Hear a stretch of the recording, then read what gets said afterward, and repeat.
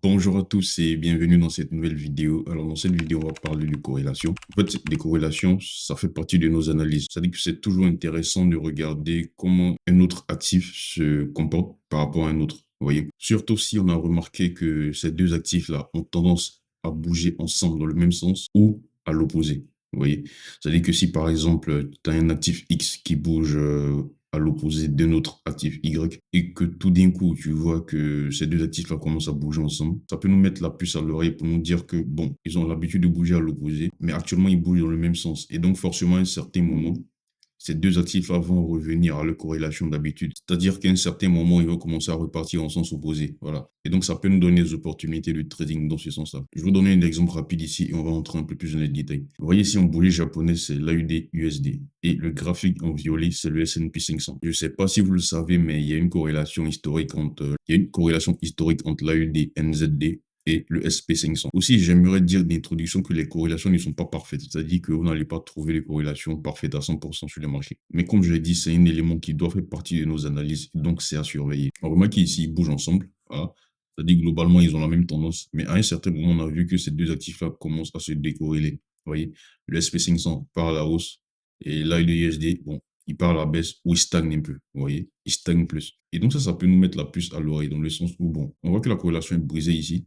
Et donc potentiellement, soit c'est le S&P 500 qui va redescendre pour revenir rencontrer l'autre USD, ou c'est l'autre USD qui va remonter pour repartir trouver le SP 500. Ou ce sont les deux qui vont converger dans le même sens pour se retrouver à un certain moment, vous voyez. Et donc ça a intérêt dans notre analyse pour nous donner des opportunités. Si par exemple, vous tradez l'autre USD et que dans votre analyse, je sais pas, fondamentale ou technique, vous êtes aussi sur l'autre USD et que vous voyez que le SP500, il est décorrélé de l'AUD à la hausse, et ben, ça peut vous donner des confirmations supplémentaires pour rentrer à l'achat sur l'autre USD pour partir retrouver le SP500. Ouais. Et donc, c'est ce qui s'est passé ici. À un certain moment, on a vu que la corrélation a repris.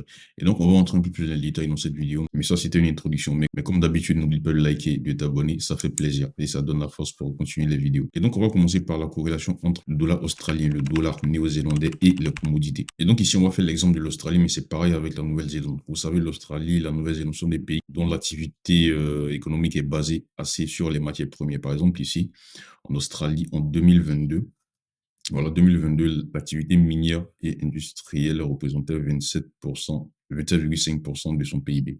Oui.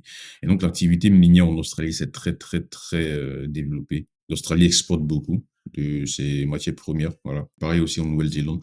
Et donc, vous allez voir que quand le prix des commodités, de ces matières premières augmente, vous allez voir que le dollar australien va augmenter, le dollar néo-zélandais aussi va augmenter. Et donc, pour vous donner un exemple ici, c'est le cuivre. Et depuis le début de cette année, le 24 janvier, on voit que le cuivre monte à la hausse comme ça. C'est pareil pour les autres matières premières, mais cette année, on a remarqué qu'il y a une forte corrélation entre le cuivre et le dollar australien, tout simplement. Et donc, c'est pour ça que je prends le cuivre pour faire cet exemple.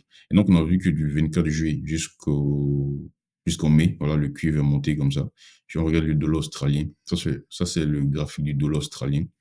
Voilà, c'est pareil. On voit que le 24 juillet ici, le dollar australien a monté comme ça, voilà, jusqu'en mai. Voilà.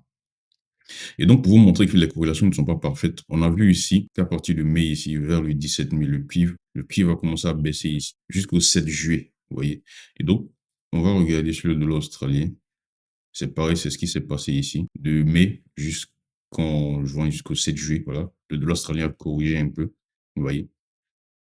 Mais on a vu que, si on regarde le cuivre, on a vu qu'après le 7 juillet, il a continué sa baisse quand même. Oui, sa baisse a continué. Mais le dollar australien, lui, c'est pas le cas. Il est parti à la hausse. Et donc, c'est un exemple pour vous montrer que les corrélations ne sont pas parfaites. Vous voyez, on ne va pas seulement se servir de ça pour prendre des décisions, mais ça doit faire partie intégrante de nos analyses. Vous voyez. Ici, potentiellement, pourquoi est-ce que le dollar australien il a continué à la hausse alors que le cuivre, lui, il a continué à la baisse ici? Parce que l'inflation en Australie était assez forte. Voilà. Les fondamentaux sur le dollar australien sont assez hawkish. Donc, sûrement, durant cette période-là, il y avait eu sortie de chiffres d'inflation ou sortie de banque centrale, discours de banquiers centraux plutôt. Par exemple, la gouverneure de la Banque centrale d'Australie qui avait peut-être fait une sortie et dont le discours était assez hawkish. Et donc, quand c'est comme ça propulse la devise à la hausse. Vous voyez. Et donc, ça n'a rien à voir avec le cuivre. Le QE, il a continué à baisser ici, mais les fondamentaux de l'Australien sont aussi. Et donc, c'est pour vous montrer que les corrélations ne sont pas parfaites. C'est quelque chose à regarder dans son trading. Par exemple, depuis le début de cette année, les fondamentaux du dollar australien étaient aussi. Voilà, l'inflation, le marché de l'emploi, tout ça était à la hausse. En plus, les commodités qui commençaient à prendre la valeur. Et donc, quand c'est comme ça, tout va dans le même sens. Et donc, il y a de fortes chances que lorsqu'on prendra des positions achetées sur l'Australien, que ça soit positif, qu'on fasse des profits. Vous voyez, tout simplement. Parce qu'il y a assez d'éléments qui convergent dans ce sens-là. Alors que si on se basait seulement sur la corrélation entre le cuivre et le dollar australien pour rentrer après le 7 juin, on voit que on allait faire des pertes parce que le dollar australien a continué à la hausse comme ça. Voilà. Et donc, il faut savoir intégrer les corrélations dans son trading et savoir que ces corrélations ne sont pas parfaites. Voilà. C'est juste un élément de plus dans notre trading. Et donc, ça, c'était la corrélation entre le dollar australien, le dollar néo-zélandais et les commodités. On a fait l'exemple ici du dollar australien, mais vous pouvez faire la même chose avec le dollar néo-zélandais. Et donc, maintenant, on va parler de la corrélation entre le dollar américain et le dollar australien. Globalement, ce qu'il faut savoir, c'est que le dollar australien et le dollar américain sont deux devises qui vont performer dans des conditions du marché différentes. Comme vous le savez, quand on risque on, ce sont les devises australiennes, néo-zélandaises, canadiennes qui vont performer par rapport aux autres devises. Et quand on risque off, ce sont les devises américaines et japonaises, par exemple, qui vont performer. Vous voyez. Et donc, la corrélation vient de ça. Si on risque on, l'Australien va performer par rapport au dollar. Et donc, vous allez privilégier, par exemple, des achats sur l'AUD USD parce que ces deux devises vont bouger inversement. Et quand on risque off, c'est l'inverse, quoi. Vous allez privilégier des ventes sur l'AUD USD. Mais on peut être dans un sentiment de marché neutre, c'est-à-dire qu'on n'est pas en risque on, risk off, on est neutre, tout simplement. Et donc, je vais vous montrer un exemple. Ici, c'est l'indice du dollar américain. Vous voyez que depuis le début de cette année, le 4 janvier jusqu'en juin, la tendance était plutôt haussière. Vous voyez. Vous allez remarquer que c'est la même chose ici sur le dollar australien depuis le début de cette année, en janvier jusqu'en juin. Les deux devises ont performé. Et donc ça, c'est un exemple pour vous montrer que les corrélations ne sont pas parfaites. Pourquoi? C'est parce qu'aux États-Unis, au début de cette année, on a remarqué que l'inflation, le marché de l'emploi, tout ça était robuste. L'économie était toujours résiliente. Et donc, ça repoussait de plus en plus les baisses de taux. Et donc, le dollar lui prenait de la valeur, tout simplement. Et donc, ça n'avait rien à voir avec la corrélation avec le dollar australien. Vous voyez. Alors qu'en Australie, c'était la même chose. Voilà. Le marché de l'emploi, l'inflation, tout ça était à la hausse. Et c'était pire qu'aux États-Unis. Vous voyez. Et donc, le dollar australien aussi prend de la valeur. Vous voyez. Mais on aura des moments spécifiques où le dollar australien et le dollar américain iront dans des sens opposés. Vous voyez. Je vais prendre un exemple simple. Ici, dans la semaine du 22 juillet, le lundi 22 juillet au lundi 29 juillet, l'Australien est parti à la baisse. Ça, c'était une semaine typique de risque off. Vous voyez. Alors que si on prend cette même semaine, la semaine du 22 juillet au 29 juillet, le dollar américain, il a plutôt pris de la valeur. Vous voyez. Et donc, et pour vous illustrer que il y a des moments précis où la corrélation entre les deux devises sera assez marquée. Et donc, ça va dépendre du sentiment du marché. Risk off, vous allez voir que le dollar américain va monter, va performer. C'est ce qu'on avait eu dans la semaine du lundi 22 juillet au lundi 29 juillet. Et durant cette même semaine, puisqu'on était en risk off, le dollar australien a baissé. Et donc, ça, c'est pareil avec le dollar néo-zélandais. Vous voyez. Et donc, si on regarde le franc suisse, la semaine du 22, on a vu que le franc suisse a apprécié. Voilà. Si on regarde le dollar néo-zélandais, la semaine du 22, voilà, du 22 au 29 juillet, ça a baissé. Vous voyez. Donc, ça, ce sont des corrélations du sentiment de risque. Qu'est-ce qu'actuellement le marché pense? Quel est le sentiment du risque actuel? Si on a un risque off, on va voir que le dollar, le franc suisse vont s'apprécier, alors que le dollar australien, le dollar néo-zélandais vont sous-performer. Et donc, en termes de corrélation, ces devises vont bouger inversement. Le franc suisse, le dollar vont bouger dans le même sens. Le dollar australien, le dollar néo-zélandais vont bouger dans le sens opposé. Vous voyez. Mais cette corrélation n'est pas parfaite. Comme je vous ai montré, c'est l'exemple en début d'année.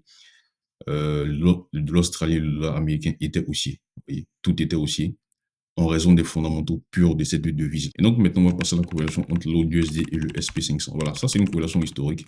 C'est quelque chose à savoir, tout simplement, dans son trading. Comme on le montre le graphique ici, en bougie, c'est l'AUD, en violet, c'est le SP500. Ils ont comme habitude d'avoir la même tendance. Donc, quand il y a des corrélations comme ça, ce niveau-là, on voit qu'il y a des corrélations. On peut commencer à guetter des opportunités pour que cette corrélation-là reprenne. Voilà. Et donc, si dans votre analyse, vous avez des opportunités d'achat sur l'AUD pour potentiellement partir retrouver le SP500, et donc vous allez tenter ce trade-là, tout simplement. Mais vous n'allez pas seulement vous baser sur ça pour prendre votre position. Voilà. Comme je le répète depuis le début de cette vidéo, c'est un élément de plus. Et donc, maintenant, on va parler des corrélations entre les devises et les obligations. Il faut savoir qu'on a les obligations, voilà, les actions et les obligations. Parmi ces obligations, on a les obligations d'entreprise et les États aussi ont des obligations. Quand les États veulent du financement, ils vont émettre des obligations au grand public et les gens vont souscrire, tout simplement. Et donc, on a des obligations et ces obligations ont des rendements. Ces rendements-là évoluent inversement aux obligations. Et le devise bouge dans le même sens que les rendements des obligations. Mais ici, on va faire simple, on va prendre le cas des obligations. On va prendre les obligations, tout simplement. Et donc, ce qu'il faut retenir, c'est que les devises-là vont bouger inversement aux obligations. Ici, on va prendre le dollar américain et les obligations à 10 ans américaines. En blanc, c'est le dollar américain. En orange, c'est les obligations américaines à 10 ans. Vous allez voir qu'ils sont fortement corrélés. À l'inverse des corrélations qu'on vient de voir tout à l'heure, ça, c'est vraiment fortement corrélé. Vous voyez, quand les obligations montent, le dollar, il baisse comme ça. Quand les obligations baissent, le dollar, il monte. Vous voyez. Et donc, ils sont fortement inversement corrélés. Voilà. Et donc, vous allez constater que... Et donc, quand le prix des obligations augmente, le dollar, soit il va stagner, soit il va baisser. Quand le prix des obligations baisse ici, vous voyez, ici, vous allez voir que le dollar ici, lui, va monter. Voilà. Quand le prix des obligations va monter, le dollar, il va stagner et baisser. Vous voyez. Et donc, ça, c'est quelque chose à prendre en compte dans ce trading. Ce sont les obligations du Trésor américain à 10 ans. Ces obligations sont inversement corrélées aux devises. Voilà. Et donc, ici, j'ai pris l'exemple du dollar et des obligations à 10 ans américaines. Vous pouvez faire la même chose en Australie, au Japon, en Europe, peu importe. Et donc, ça aussi, c'est quelque chose à surveiller dans son trading. Et comme dernière corrélation qu'on va regarder, c'est le VIX avec les devises de risque off ou risque on, tout simplement. Et donc, ici, vous allez voir que depuis le 10 juillet, le VIX, c'est l'indice de la peur, le VIX. Voilà. C'est-à-dire que quand le VIX monte, il y a de la peur sur le marché, on veut diminuer ses risques, tout simplement. Parce que quand il y a de l'instabilité, le VIX va monter. Et donc, il y a de l'instabilité. On veut se prémunir des pertes, on veut se protéger un peu. Et donc, on va chercher à sortir son argent dans des actifs qui sont risqués, les mettre potentiellement dans les actifs qui sont moins risqués, quoi. Et donc, ça, c'est quand le VIX augmente. Et quand il commence à baisser comme ça veut dire que bon, le sentiment du risque revient un peu. Et donc, ici, vous voyez que depuis le 10 juillet, le VIX, il a pumpé à la hausse comme ça. Et donc, le sentiment du risque diminue. On veut réduire ses expositions au risque. Quand le VIX monte comme ça veut dire qu'on veut diminuer les risques et ça correspond à un sentiment de risque off. Vous voyez, donc, dans ce cas-là, ce sont les devises australiennes, néo-zélandaises, canadiennes qui vont sous-performer. Parce qu'on va sortir son argent dans ces devises-là, pour les mettre dans des devises plus sûres, comme le franc suisse, le dollar américain, le yen japonais. Vous voyez. Donc, ici, le 10 juillet au 5 août, on a vu que le VIX explosait comme ça. Si on regarde le dollar australien, là, le 10 juillet, voilà, on a vu que à partir du 10 juillet, le dollar australien a commencé à chuter comme ça, jusqu'au 5 août. Vous voyez, cette corrélation, elle est flagrante quand même. Cette corrélation, elle est flagrante quand même, voilà, jusqu'au 5 août ici. Ça, c'est le VIX du 10 juillet au 5 août.